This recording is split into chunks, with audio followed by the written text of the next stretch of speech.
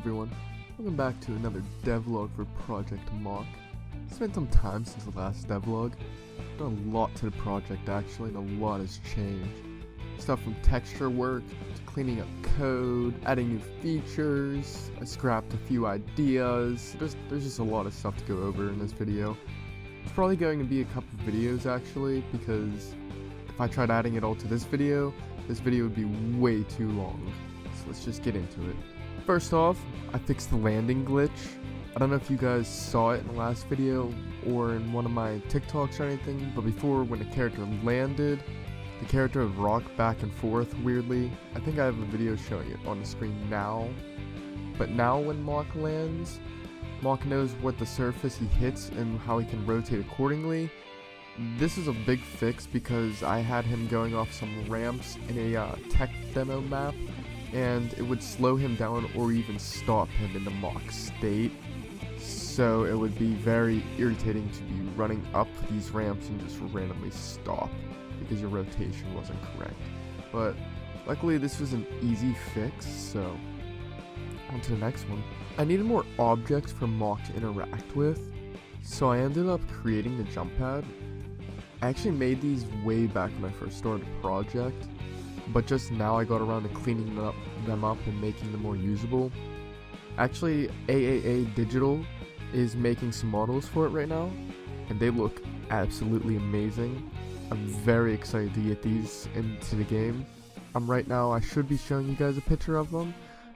Let me know what you guys think of them. I think they look amazing. I have some more model work to show you as well, but I probably won't get to the other ones in this video. But there is more work to show you guys, just to let you guys know, probably in the next one though. Another ability I added was a Skydive. For right now, the camera sets to a lock position above Mock. I'm still deciding if I want you to have freedom of the camera or this camera transition to lock above him. Let me know what you guys think of that below. But right now, if you hold the right trigger, you'll also fast Skydive. I'm also thinking of combining the jump pads and skydiving, like maybe making a certain jump pad that allows you to skydive instead. Gives you more freedom of how, when you hit it, which way and direction you're going to go, and it will set you into the skydiving state. Let me know what you guys think about that. Another feature that got upgraded was the wall running. Before, it felt very janky. I'm pleased to tell you guys it feels so much better now. I'm so happy because it is going to be a key point in this game. Now when you wall run, you can notice that you regenerate your energy charge. I'm still deciding if I want you to be able to enter Mock state on walls, because the walls as themselves will regenerate your energy when you're running against them. So I do not know if I want you to be able to go into Mock state on walls. As of now, they don't let you, but that can change in the future. They're also a lot easier to grab onto now. Before, it was impossible to get onto a wall because you had to jump at it at the right angle, but now it's a lot more lenient and it allows you on the wall as long as you're moving at a certain speed. One thing I started was the AI. They're very basic, and I have a lot of fun ideas I'm excited to bring to this game, but for now, I needed to get the base done of the AI. So I created a basic AI. It'll chase you when you get in its radius, and once you leave its radius, it will go back to its spawn position. If you destroy the enemy will wait a few seconds and then respawn. You can also turn this off, so not all enemies will respawn, but for now, these ones will. As long as you are in their radius, they will come after you, and if they hit you, you will go into the damage state and they will not bother you. They'll wait for you to come out of the damage state, and once you come out of the damage state, they'll try to attack you again. In the future, I'm hoping to build off of these. Well, not hoping, I'm planning to build off of these and make different types of enemies, but I needed to get this part done before I could start making them. I needed to get the basic done of just going after the player character, going after Mock, and trying to attack Mock. One feature I'm very excited about is the jumping. I basically went through and redone all the gravity because I wasn't happy with how it felt. It felt very floaty before. So now the gravity is a bit more dynamic when you're in the air. It will start very low, but then it'll gradually get higher and higher. So this makes it feel like when you're in the air, it actually feels like there's a force pulling you down. It feels a lot better now. It also allows me to have a better jumping system. As now when you tap A, you'll do a short jump or short hop, and when you're holding in the A button, you'll also jump a lot higher. You'll also notice that you have more momentum going forward now when you're jumping.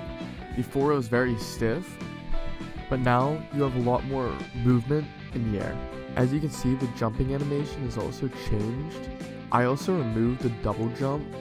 I'm going with a backflip jump instead. One primary reason is when you're homing attacking, that is also the A button.